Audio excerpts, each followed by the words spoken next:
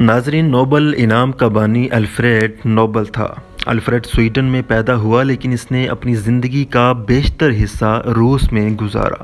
Dynamite Alfred Nobel ہی نے ایجاد کیا۔ اس کے علاوہ متعدد دوسری ایجادات کا سہرا بھی اسی کے سر ہے۔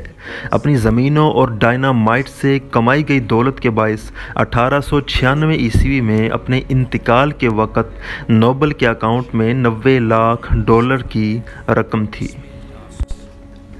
ناظرین، موت سے قبل اس نے اپنی وصیت میں لکھ دیا تھا کہ اس کی یہ دولت ہر سال ایسے افراد یا اداروں کو انعام کے طور پر دی جائے جنہوں نے گزشتہ سال کے دوران طبیعیات، کیمیا، طب، ادب اور امن کے میدانوں میں کوئی کارنامہ سر انجام دیا ہو۔ پس اس وصیت کے تحت فوراً ایک فنڈ قائم کر دیا گیا جس سے حاصل ہونے والے منافع نوبل انعام کے حقداروں میں تقسیم کیا جانے لگا۔ 1968 سے نوبل انعام کے شعبوں میں معاشیات کا بھی اضافہ کر دیا گیا۔ نوبل فنڈ کے بورڈ کے 6 ڈائریکٹرز ہیں جو 2 سال کے لیے منتخب کیے جاتے ہیں، اور ان کا تعلق سویڈن یا ناروے کے علاوہ کسی اور ملک سے نہیں ہو سکتا۔ نوبل فنڈ میں ہر سال منافع میں اضافے کے ساتھ ساتھ انعام کی رقم بھی بڑھ رہی ہے۔ 1948 میں انعام یافتگان کو فی کس $32,000 ملے تھے، جبکہ 1997 میں یہی رقم بڑھ کر $10 لاکھ تک پہنچ گئی۔ نوبل انعام کی پہلی تقریب الفریڈ کی 5ویں برسی کے دن یعنی 10 دسمبر 1901 کو منعقد ہوئی تھی۔ تب سے یہ تقریب ہر سال اسی تاریخ کو ہوتی ہے۔ ناظرین، طبیعیات کا نوبل انعام Royal Swedish academy of sciences کی جانب سے اس شخص کو دیا جاتا ہے جس نے طبیعیات کے شعبے میں اہم ترین دریافت یا ایجاد کی ہو۔ اسی طرح کیمیا کا نوبل انعام بھی Royal Swedish academy of sciences کی جانب سے اس شخص کو دیا جاتا ہے جس نے کیمیا کے شعبے میں اہم ترین دریافت یا بہتری کی ہو۔ اسی طرح طب کا نوبل انعام جو ہے وہ کیرولنسکا انسٹیٹیوٹ کی جانب سے اس شخص کو دیا جاتا ہے جس نے طب کے شعبے میں اہم ترین دریافت کی ہو۔ اسی طرح ادب کا نوبل انعام سویڈش اکیڈمی کی جانب سے اس شخص کو دیا جاتا ہے جس نے ادب کے شعبے میں نمایاں کام کیا ہو۔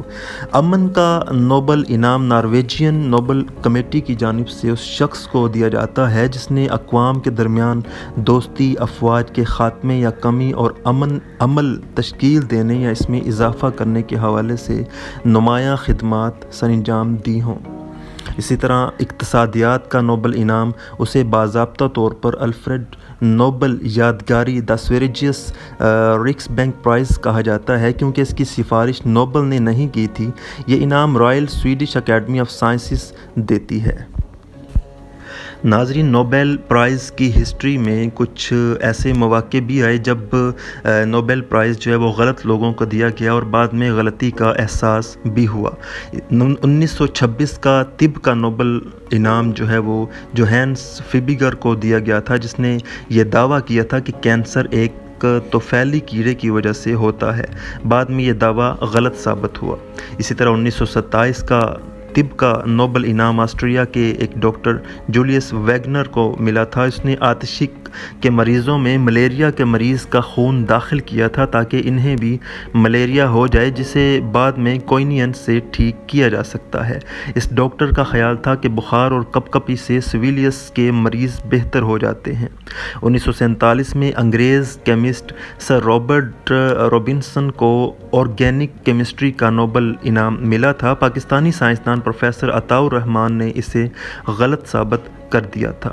1997 میں معاشیات کا نوبل انعام مائرن ایس کولز کو دیا گیا جس نے ڈیریویٹوز کی قیمت طے کرنے کا نیا حسابی فارمولہ ایجاد کیا تھا۔ یہ دونوں لانگ ٹرم کیپٹل مینجمنٹ کے ڈائریکٹرز میں سے تھے۔ 1998 میں اس کمپنی کو صرف 4 مہینوں میں $4.6 ارب کا نقصان ہوا اور اسے فیڈرل ریزرو کی نگرانی میں بیل آؤٹ کر دیا گیا تھا۔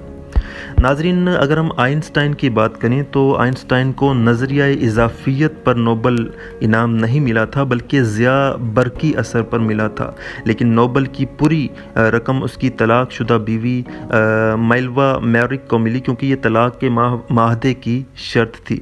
ناظرین، اگر علامہ محمد اقبال جو شاعر مشرق ہیں ان کی بات کی جائے تو 1914 کے اوائل میں تیار ہونے والی ایک خفیہ رپورٹ میں نوبل کمیٹی کے چیئرمین ہیرالڈ ہیرون نے لکھا تھا کہ نوبل کمیٹی نے علامہ اقبال کو نوبل انعام سے اس لیے محروم رکھا کہ ان کے نظریات زوال پذیر اسلامی دنیا میں مغربی دنیا سے مسابقت کے لیے ایک نیا تحرک پیدا نہ کر دیں، نیز وہ مسلم قوم کو اقوام مغرب سے برتر سمجھتے تھے۔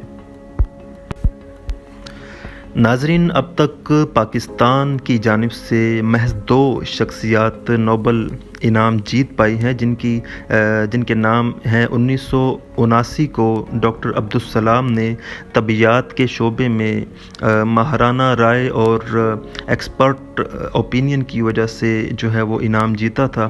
اسی طرح 2014 میں ملالہ یوسفزئی نے امن کی کیٹیگری میں جو ہے وہ انعام جیتا تھا۔ اس طرح پاکستان کی جانب سے اب تک 2 شخصیات انعام جیت چکی ہیں۔ ناظرین، یہ نوبل انعام کے حوالے سے ایک بریف سی ڈسکشن تھی۔ امید ہے آپ کو یہ ویڈیو پسند آئی ہوگی۔ Thank you very much for watching this video. پاکیزہ ٹی وی کو سبسکرائب کر لیجئے اور بیل آئیکن کو کلک کر لیجئے تاکہ آپ کے پاس اپڈیٹس پہنچتی رہیں، نوٹیفیکیشن پہنچتے رہیں۔